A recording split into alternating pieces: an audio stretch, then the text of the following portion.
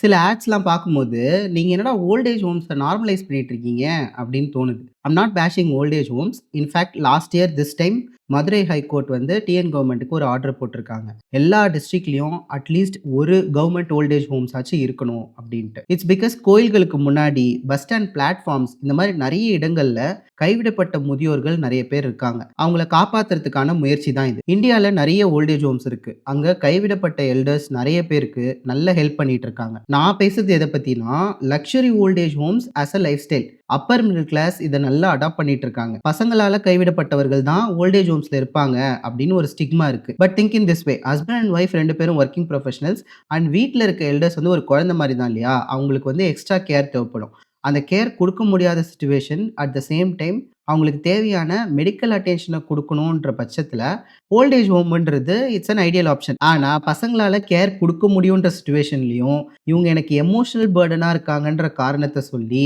தன்னோட அப்பா, அம்மாவ ஓல்ட் ஏஜ் ஹோம்ல சேர்க்கும் பழக்கம் இப்போ இன்கிரீஸ் ஆயிட்டு வருது. இன்ஃபாக்ட் நரேட்டிவ் எந்த அளவுக்கு செட் பண்றாங்கன்னா, "the best gift you can give your dad and mom is a luxury old age home where they can get all the food in the world, top notch medical care and a chance to engage with their elderly community" அப்படின்னு set பண்றாங்க. இது எந்த அளவுக்கு correct அப்படின்னு எனக்கு தெரியல. Let me know in the comment section.